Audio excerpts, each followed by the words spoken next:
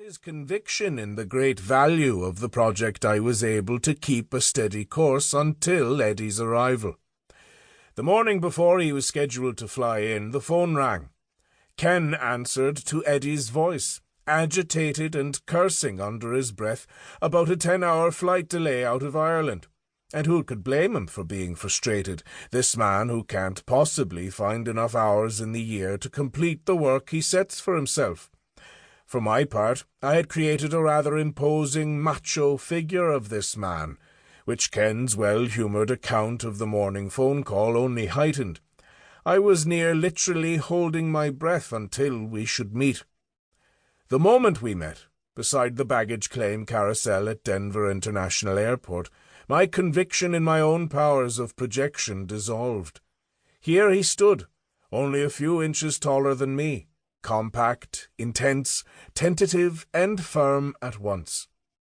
If you have never been to this airport, it is worth going sometime just to witness the scale and strangeness of this massive tent-like structure that has been erected as a model for future hubs of air travel.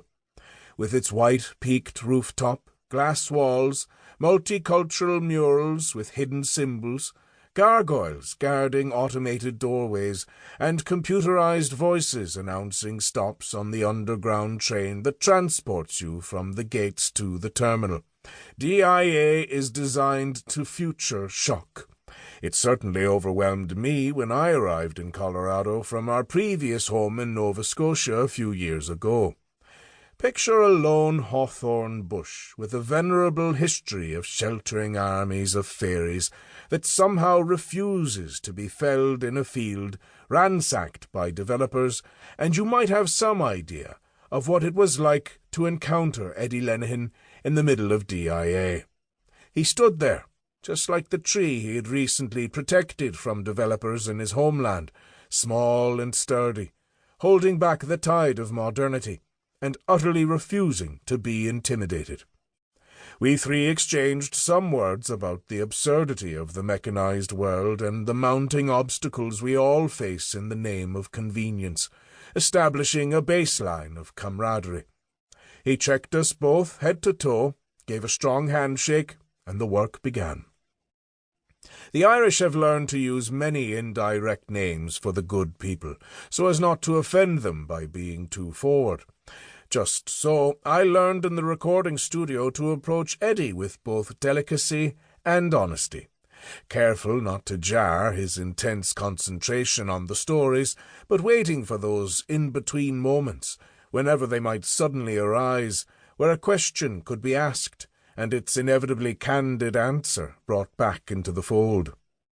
It was soon evident that the few tales he shared for children in those 3 days of recording were merely a hint of what resides in his treasury.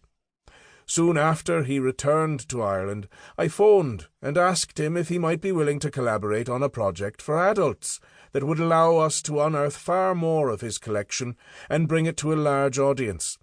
To my delight, he agreed, and this book is the result.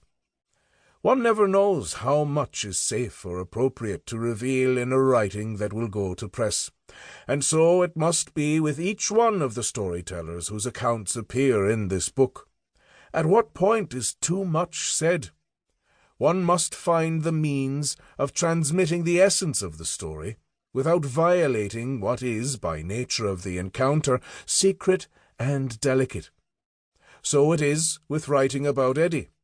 Suffice it to say that after 3 days in the studio together, there was no doubt in my mind that he is more than a memorizer of great tales.